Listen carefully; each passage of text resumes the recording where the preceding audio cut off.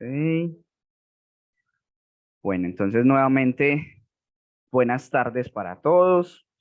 Me alegra mucho que estén aquí conmigo en esta segunda clase de Entiende el As Is in the Touch. Denme un segundito, voy a empezar a compartir pantalla. Vamos a ver. Ok. Ahí todos están viendo mi pantalla. Sí. Ok, súper. Sí, Vamos a ir por acá. Bueno, entonces, para empezar, quería recordarles un poquito cómo va a ir siendo este proceso. Esta es nuestra segunda clase. La clase anterior, pues hablamos de los pasos iniciales y de cómo Matrix influye en en nuestro as is, ¿cierto? Contract, en nuestro as is contract. Em, la clase de hoy es acerca del purchase price and closing. Entonces, como les había mencionado, vamos a tener en cuenta como la información relevante para ofertar un precio y todas esas cláusulas que tienen que ver con nuestro cierre, además. Y pues la siguiente clase vamos a hablar sobre todo el tema del financiamiento. Entonces, bueno, entremos en nuestra clase de hoy, Purchase Price and Closing. Y por aquí quería mostrarles algunos aspectos muy importantes acerca de sobre el precio de compra, ¿cierto? Y de cómo funciona dentro de nuestro as-is cada parte de esto. Entonces, inicialmente está la línea 27. Vamos a irnos a nuestro documento. Toda esta parte de aquí arriba habíamos hablado en la clase anterior, desde el matrix, cómo empezamos a llenarla, a diligenciarla. Y más adelante, entonces entramos en estas líneas de acá que tienen que ver con esos precios, cómo van a ir los números de nuestra oferta. La primera línea es esa línea número 27, en donde es acá donde nosotros vamos a poner el precio por el cual, si en el caso de ser, ¿cierto? El buying agent, de acompañar a nuestro comprador, vamos a ofertar un precio por esa propiedad. Por lo general, en el Matrix como tal, el listing agent ya nos pone un precio objetivo que tengan, ¿cierto? Pero entonces nosotros tenemos que tener dos aspectos, hay dos aspectos importantes al respecto de eso. Y es, bueno, si vamos a estar financiados a través de un banco, es ok. Y yo sí puedo pagar ese precio. El banco me va a dar un porcentaje de esa compra. Entonces es hasta qué punto puedo ofertar yo.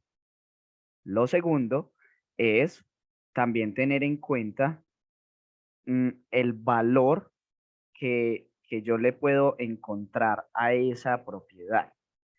¿A qué me refiero? Hay algo, un segundo, por acá, que se llama CMA. ¿Qué significa? Es un comparativo, es un análisis comparativo del mercado.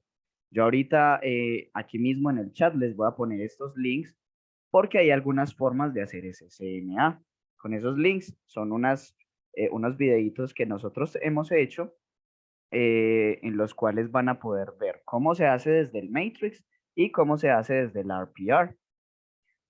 Gracias a eso, nosotros vamos a tener un análisis en el cual podemos decir, ok, esta propiedad puede ser evaluada más adelante, porque recuerden que hay algo que se llama appraisal, más o menos en este valor.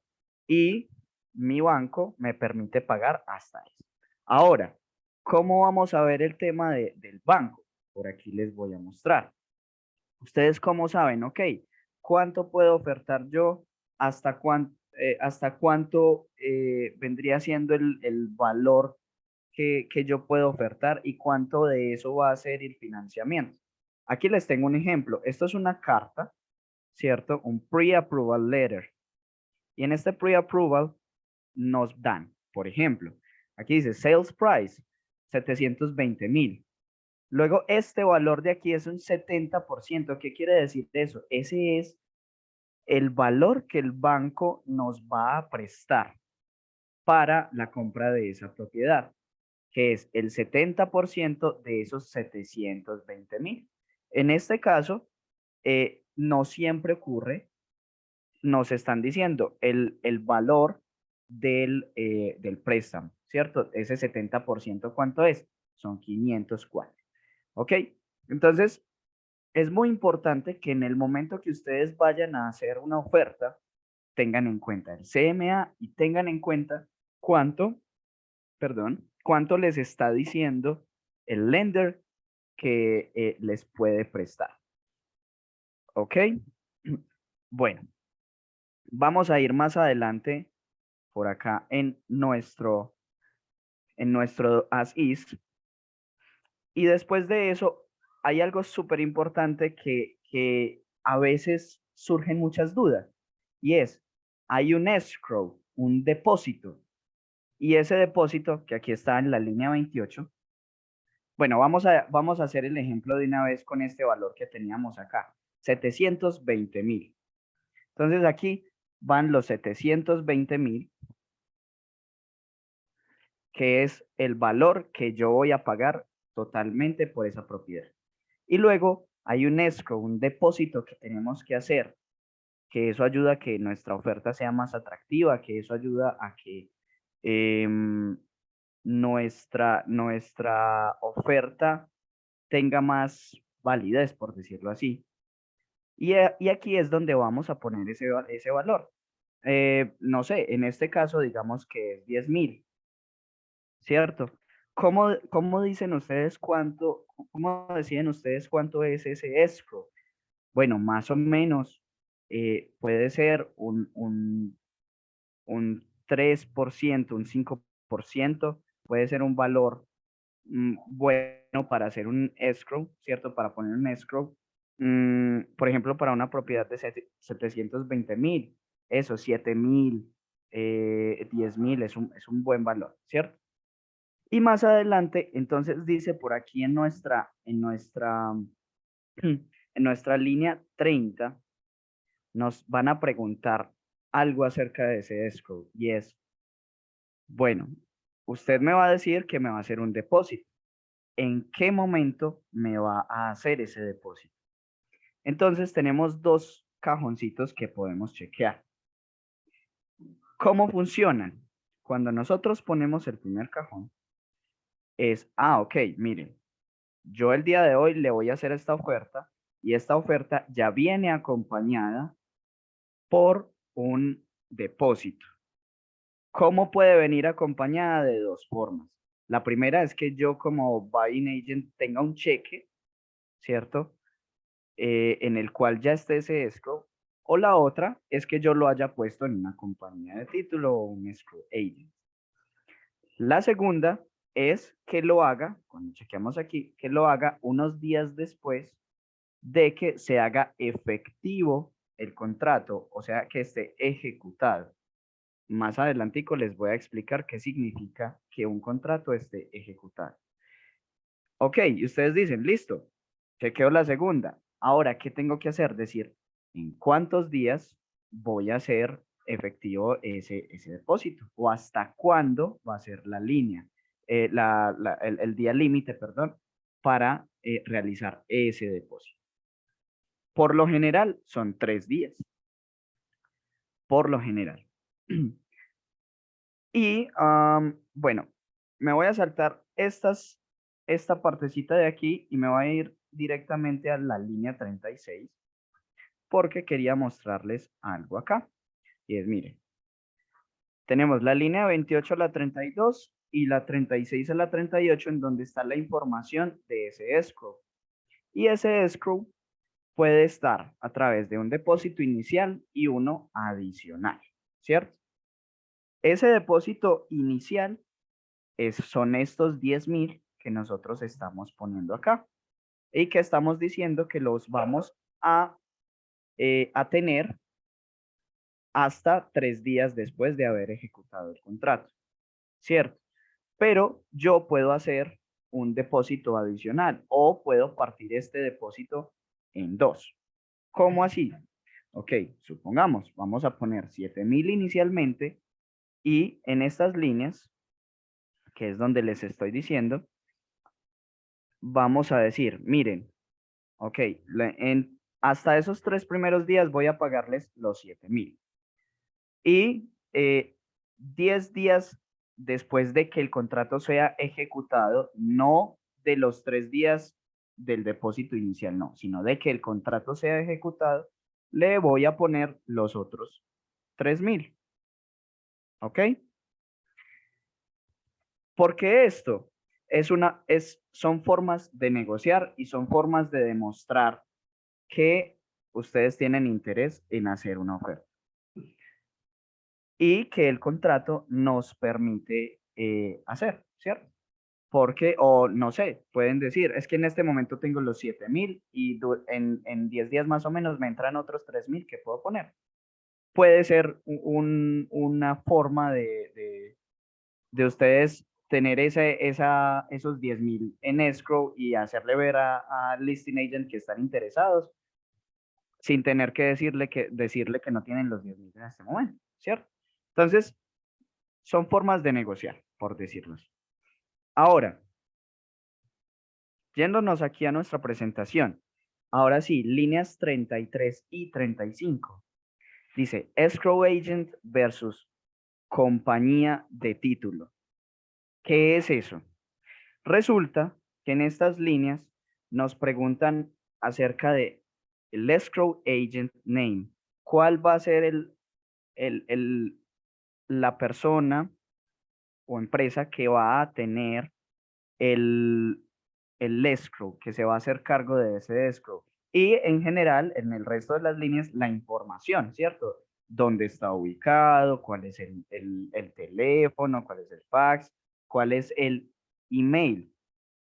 Y resulta que hay algo súper importante ahí, y es que un escrow agent no es específicamente una compañía de título, no es lo mismo.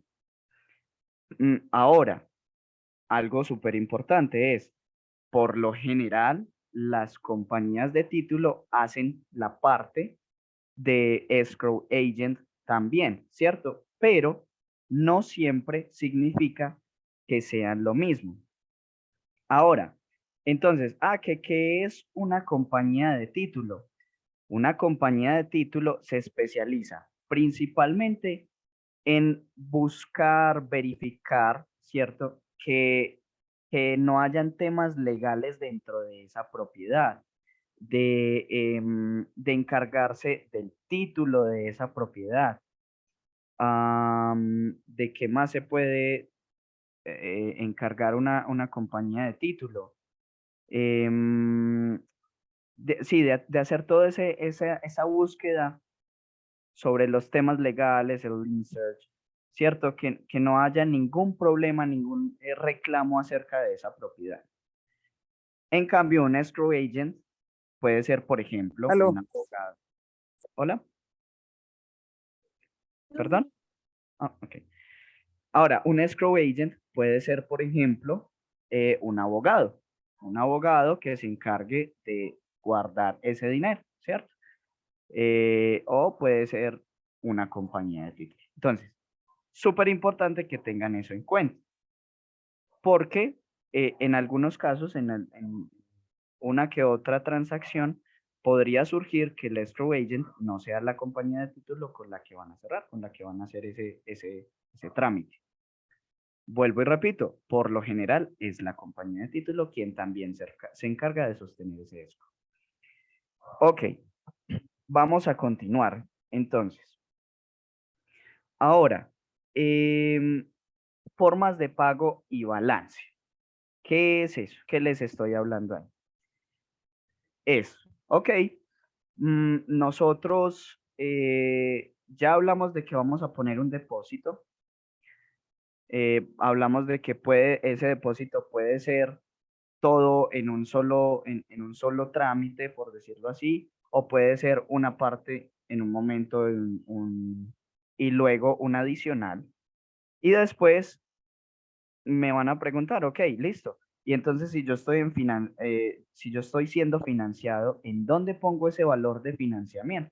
Pues van a irse a la línea 39, en donde ustedes van a poner aquí dice, súper importante, en el ASIS contract, dice que uno lo puede poner en porcentaje o uno lo puede poner en valor. O sea, yo aquí podría poner, según lo que me dice mi pre-approval letter, que es del 70%, ¿cierto? Yo aquí podría poner eso. ¿Cuál es mi sugerencia? Pongan el valor, pongan específicamente el valor. Entonces, ¿hasta qué valor? Pues en este momento no tendríamos que hacer, digamos, la matemática, ¿cierto? Porque aquí ya nos dan ese valor, que van a ser los 504. 500, 504.000, ¿ok? Ese vendría siendo el financiamiento que vamos a tener en valores. ¿Qué más? ¿Por qué más estoy poniendo yo aquí acerca de formas de pago? Bueno, porque resulta que nuestro as is nos permite también, por aquí en la línea 40, nos dice other.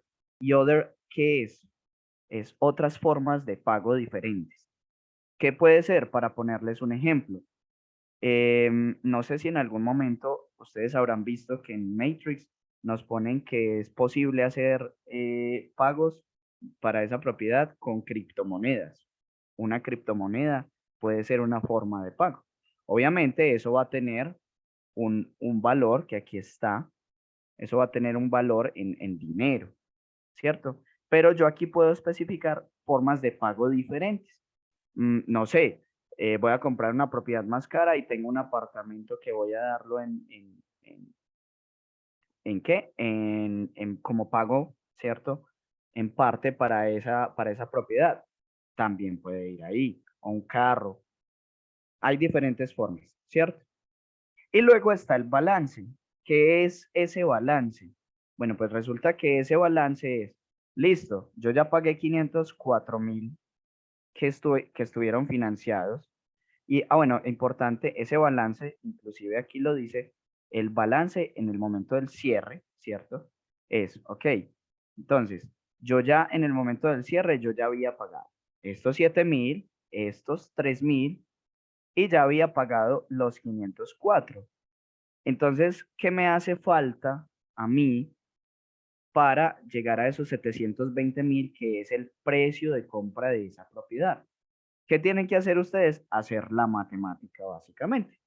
Entonces, denme un segundito, vamos a hacerlo aquí.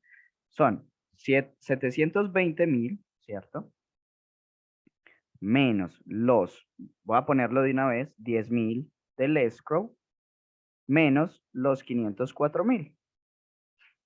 ¿Qué me da eso? Que me hacen falta $206.000 para hacer el pago completo del precio de compra de la propiedad de la cual yo estoy interesado. Ese es el valor que vamos a poner en el balance, ahí al final. Bueno, más adelante vamos a empezar entonces a hablar acerca del closing. Y para tener en cuenta el closing, yo debo saber cuándo está ejecutado y desde qué día yo voy a empezar a contar que estoy en una transacción de compra o de venta, de compra-venta, dejémoslo así.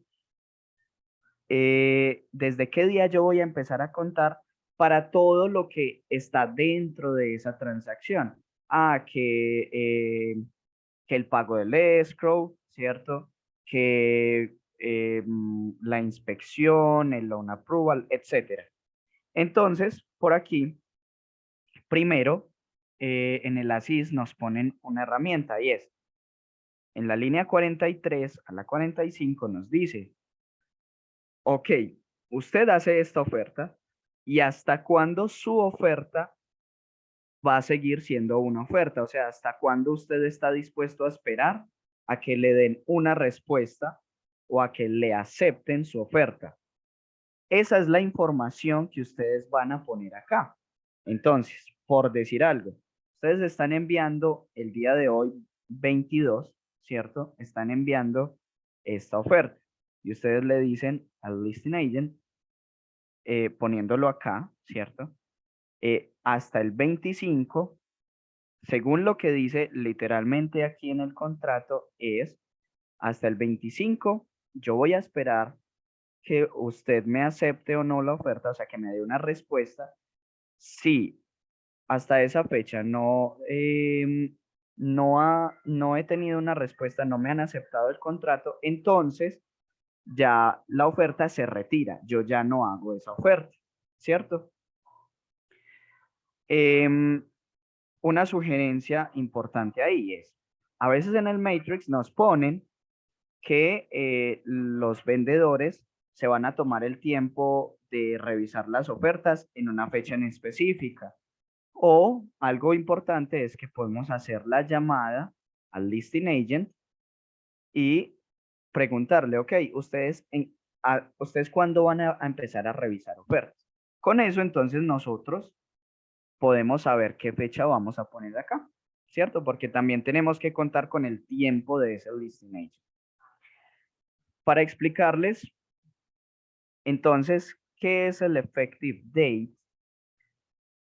Resulta que aquí en nuestro contrato nos lo dice. En la línea 48 y 49 nos dice que el, el effective date o el momento en que una oferta está ejecutada es cuando está firmada y cuando ha llegado a todas las partes. ¿Qué es eso de que ha llegado a todas las partes? Es vendedor y comprador han firmado el contrato, ¿cierto?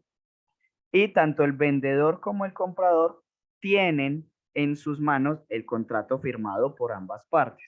Y cuando digo el contrato firmado, significa que tienen adicionalmente los addendums que hacen parte del contrato, ¿cierto?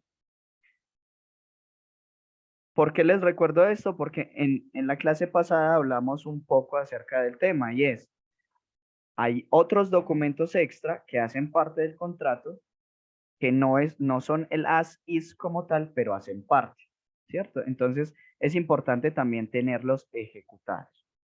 Entonces, ¿cuándo es ese effective date? Cuando recibimos todas las firmas y los tenemos todos en mano, ¿cierto? ¿Cómo puede ser? Por ejemplo, en nuestro correo, el día que nos llegó ya firmado al correo, ¿cierto? Ahí nos podemos dar cuenta de que está ejecutado.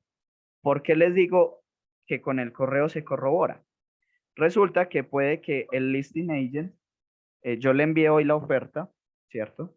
Yo le envié hoy la oferta al listing agent, el vendedor la firmó hoy mismo y el listing agent me la hizo llegar mañana. Pues resulta que el día en el que se ejecutó ese contrato es el 23, no el 22. El 22 va a aparecer firmado por el vendedor, pero es efectivo porque me llegó a mí el 23, ¿cierto? Entonces, ese va a ser el día de ejecución de ese contrato.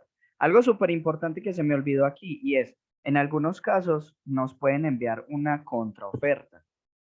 Y aquí el contrato estipula, bueno, me llegó una oferta, yo aquí tenía que el 25, me llegó una contraoferta el 25. O sea que no está ejecutado todavía porque no se firmó, porque quieren hacer algunos cambios en las cláusulas, pero esta fecha entonces se va a postergar hasta 2 días después. O sea, yo tengo 2 días después para responder esa contraoferta. Listo. Más adelante vamos a empezar a hablar, entonces teniendo en cuenta nuestro día efectivo de firmas, vamos a empezar a hablar del closing date. Em, inicialmente, ¿qué quiero mostrarles? Es, ¿cómo saben ustedes qué día poner acá? Tienen que tener en cuenta principalmente el préstamo, ¿cierto? Si lo están haciendo a través de préstamo, entonces es muy importante que hablen con el lender y digan, ok, ¿hasta qué momento puedo yo tener el préstamo aprobado de parte de ustedes? Y, por ejemplo, en un convencional, lo normal es que sean 30 días. En un FHA se puede demorar 45 días. Entonces, empezando por ahí, ustedes ya tienen en mente unas fechas. ¿Qué es lo segundo? Ok, si yo puse aquí que el 25 es la fecha límite para que me acepten mi contrato, entonces empiezo a contar desde el 25. Digamos que es un préstamo que me pueden dar en 30 días.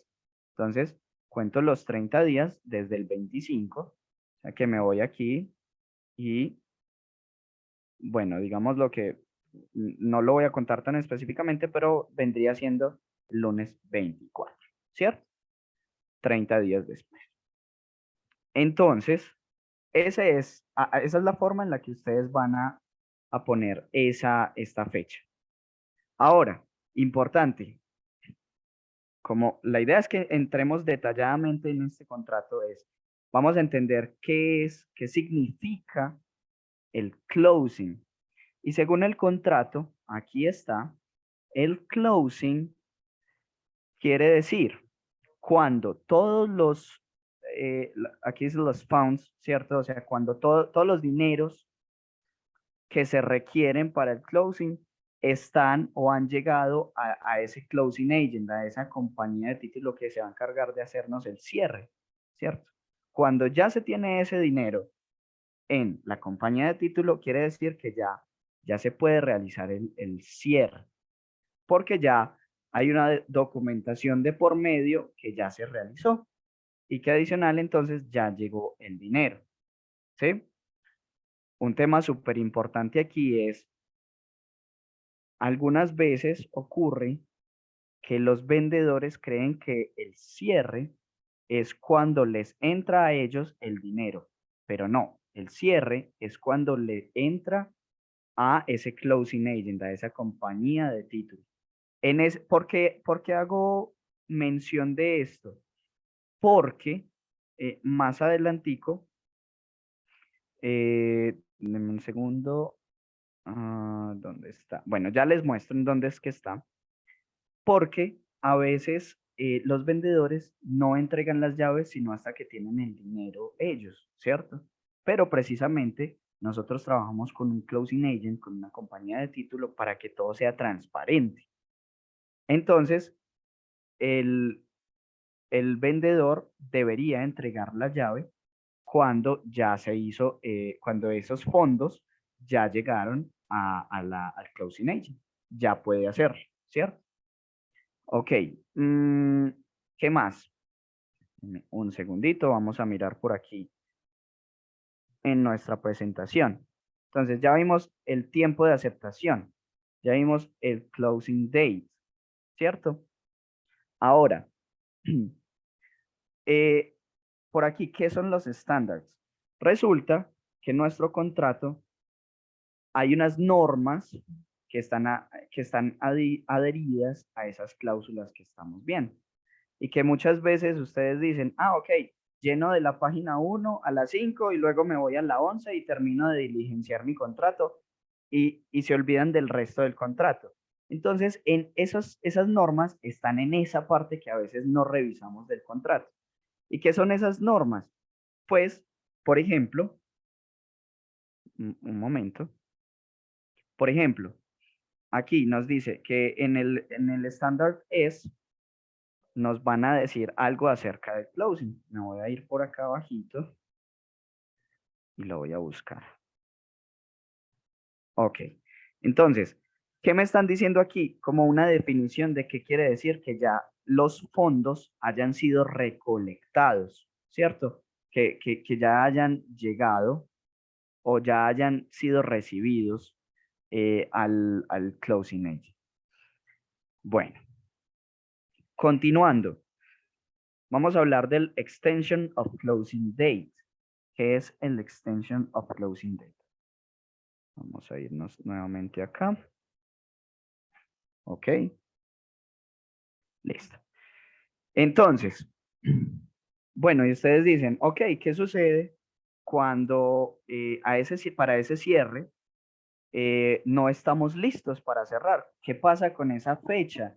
¿Qué se puede hacer? ¿Cómo puedo lograr mantenerme dentro de esa transacción sin incurrir en ningún tipo de problema, por decirlo así, sin que mi cliente pierda su escrow, etcétera? Acá ya nos habla de cómo o qué puede hacerse para extender ese día de cierre.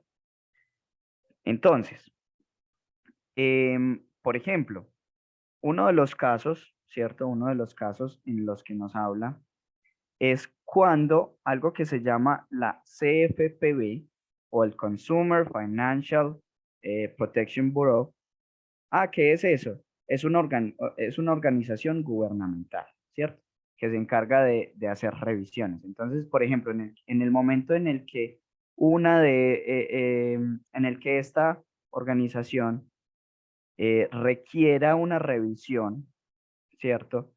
De los documentos, del disclosure, para realizar el cierre. Entonces, aquí, por ejemplo, nos dice que inmediatamente, automáticamente vamos a tener un periodo de extensión para, para nuestro cierre y que no debe exceder 7 días, ¿cierto? Eso puede ser una forma.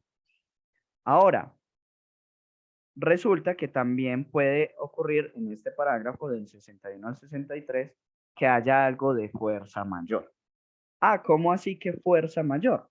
Claro, fuerza mayor quiere decir cualquier problema, por ejemplo,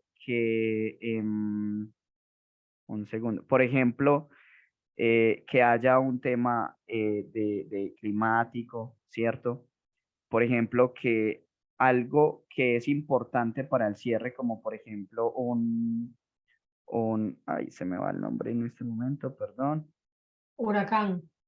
Sí, exacto, cualquier tipo de Una huracán. tormenta de nevada. Sí.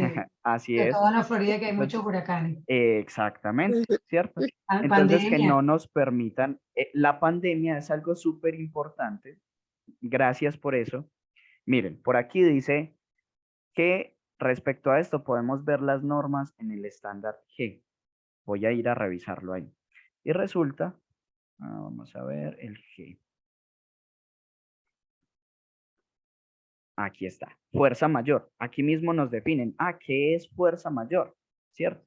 Y es cualquier cosa que, que sea importante, que sea obligatoria para realizar nuestro cierre y que no nos permita hacerlo.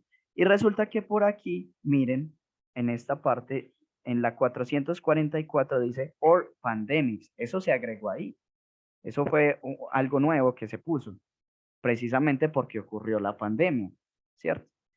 Entonces, aquí nos dicen específicamente que puede ser fuerza mayor. Y si el huracán se lleva a la casa, pues no hay negocio. Bueno, esperemos que eso no pase. Menos Entonces, ha pasado.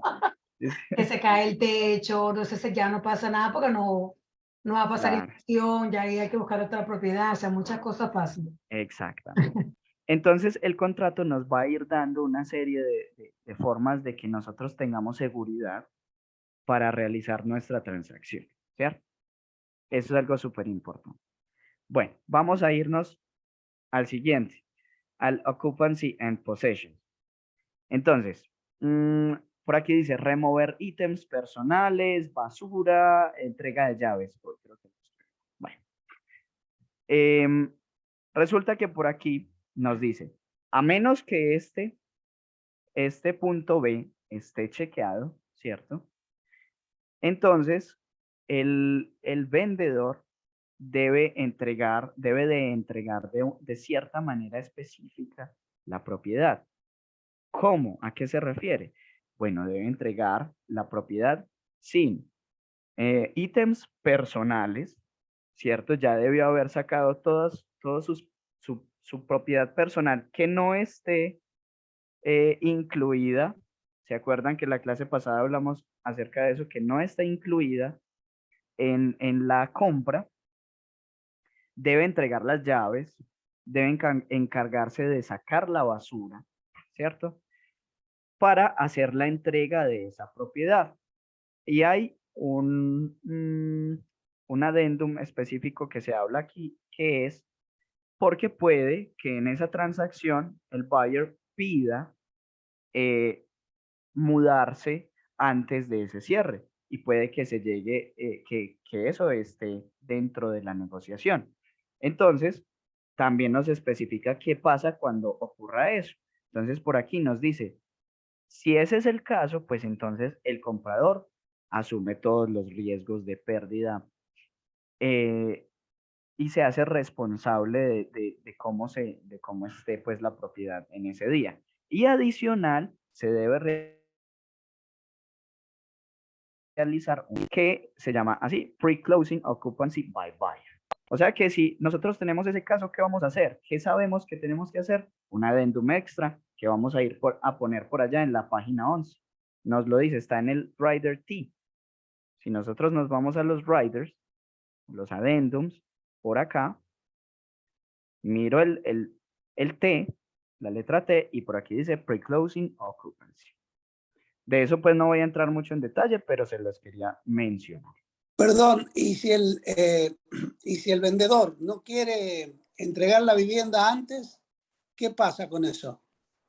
No, ya eso es un tema de negociación, ¿cierto? Entonces se puede mirar si hay forma de realizar un cierre previo al día del cierre que se tenía, ¿cierto? Mirar con el banco, con la compañía de título.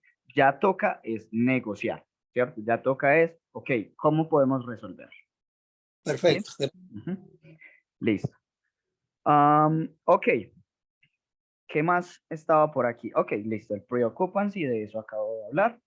Ahora, vamos a ver. Esto lo quise poner como algo aparte, el list after occupancy, que es ese punto B que nos decía por aquí. Si a no ser de que el parágrafo B esté chequeado, ¿cierto? Entonces va a hacer la entrega, el ocupamiento de la propiedad de la manera en la que se especifica en el A, que es como ya les dije, en caso de que sea en el cierre, pues el vendedor debe ocuparse de sacar basura, etcétera, si no es así, el comprador asume los riesgos, ¿cierto? Pero entonces, ¿qué pasa cuando está chequeado el punto B? Resulta que lo que nos quiere decir esto es que puede que haya un lease en esa propiedad, que incluye un short term, ¿cierto? Un rental, que haya un Airbnb ahí, ¿cierto? Y que ya vaya a estar ocupada la propiedad ahí.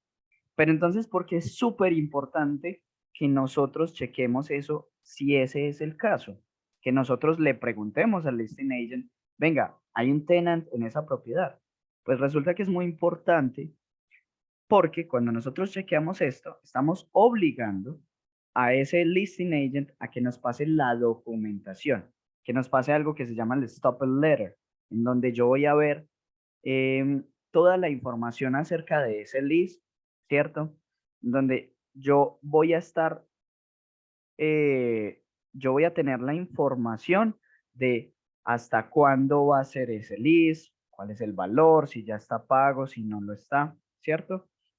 Y resulta que teniendo en cuenta eso, aquí el contrato nos dice cómo funciona. Entonces, cuando nosotros chequeamos esto, nos dice, mire, el vendedor, ¿cierto? Y obviamente el listing agent va a estar ligado a esto, tiene hasta 5 días después, un segundo, ajá, después de efectivo el contrato para entregarle esa documentación a usted.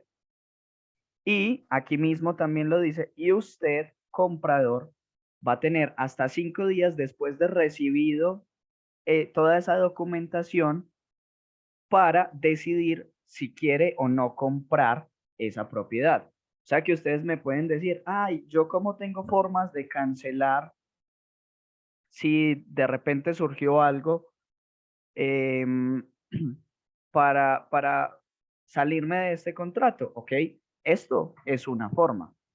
Es decir, yo como comprador puedo revisar la documentación de ese lease y si no estoy de acuerdo, me puedo salir del contrato, ¿sí?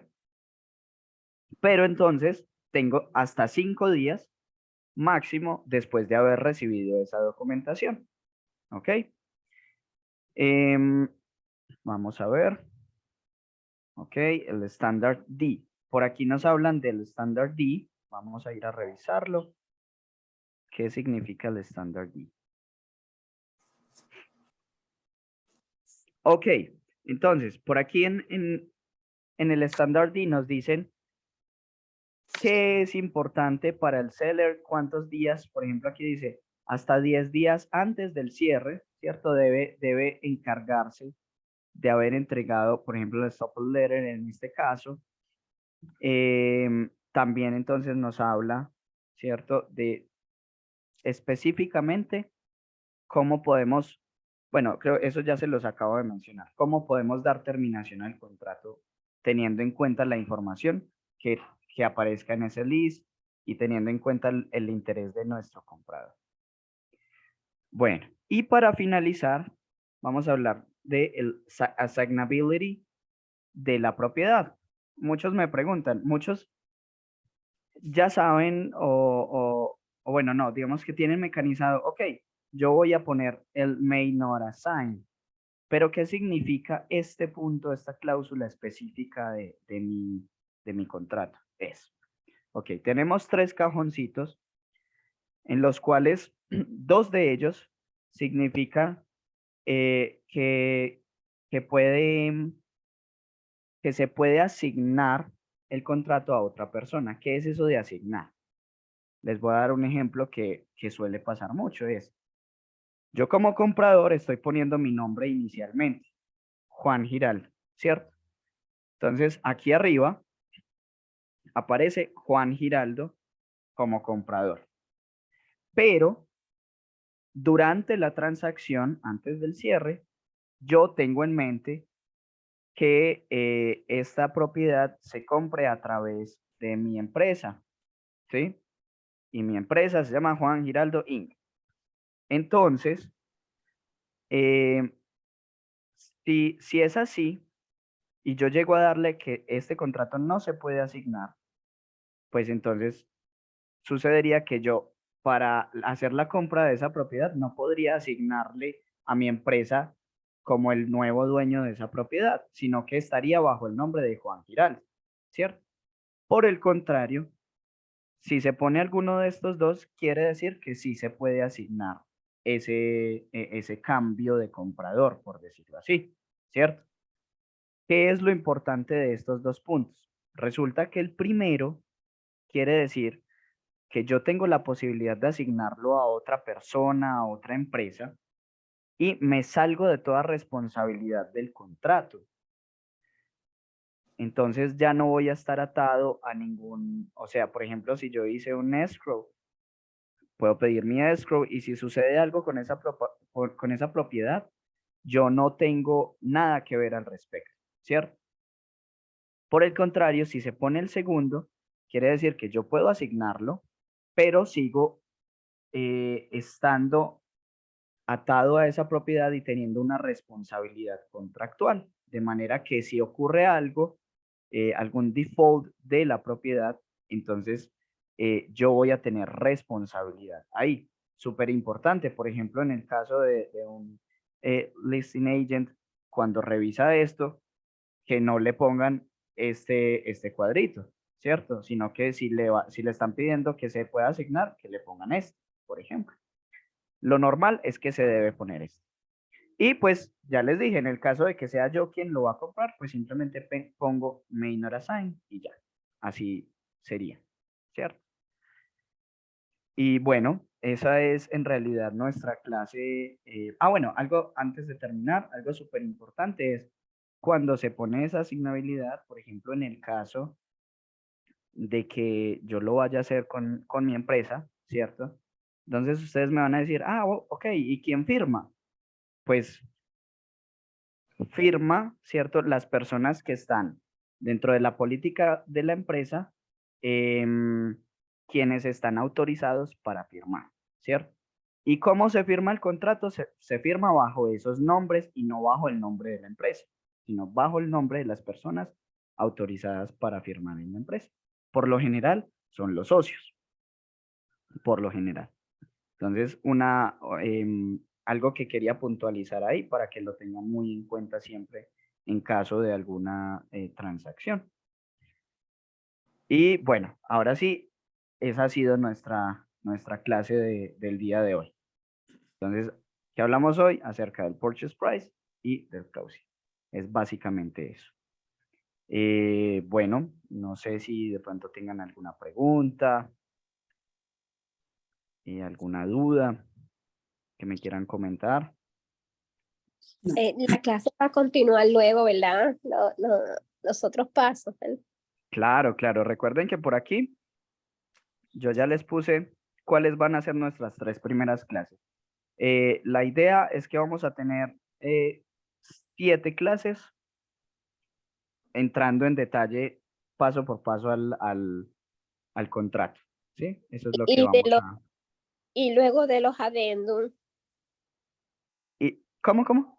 Y luego de los adendum, ¿en qué adendum iría cuando, por ejemplo, si la transacción es cash, si la transacción es financiada, si es veterano? Claro, la idea es que podamos entrar en detalle con toda esta parte de qué está dentro de nuestro contrato. Así es. Ay, sí. Ok, era mi duda, gracias, Juan. Ok, con gusto. Bueno, ¿alguien más tiene alguna otra duda? Juan, ¿qué día aparecen los días de las clases? ¿Dónde aparecen?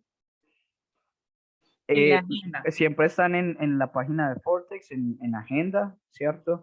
De igual manera, la idea es que siempre sea los miércoles a esta hora, pues a las 6. Ya. Gracias, Juan. Bueno, es con mucho gusto. Juan, Gracias. te hago una preguntita, Juancito. A veces yo he visto que, bueno, normalmente estamos acostumbrados que cuando escogemos la casa de títulos, siempre nosotros cuando somos el buyer agent, siempre escogemos a Apple Tower. ¿Qué pasa si en el listing tú ves que el listing agent exige, pues el seller exige que hay que trabajar con la compañía de título del seller? Bueno, para eso hay una... ¿El comprador pone el depósito en riesgo por ponerlo en su casa de título o eso es...? Bueno, algo súper importante ahí es que yo puedo, o sea, vamos a hacer el cierre con un agente en específico, ¿cierto? Pero yo puedo tener adicionalmente mi propio abogado, mi propia compañía de título para que revise mis papeles, ¿cierto? Porque efectivamente, ¿qué sucede? Pues que, digamos que de cierta forma, esa compañía de título está trabajando para quien la elige, ¿cierto?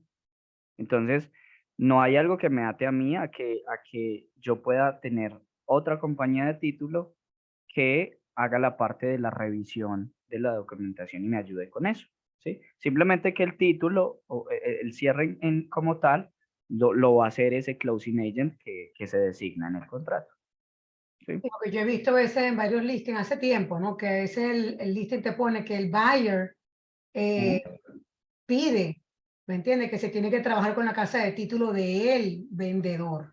Sí, sí. O sea, ahí habría que hablar con el listing agent y ver cuál es la casa de título que se va a poner ahí. Claro que sí. Okay. Y adicionalmente, pues, es tener en cuenta también, igual lo vamos a ver más adelantico, que cuando se da el caso de que quién escoge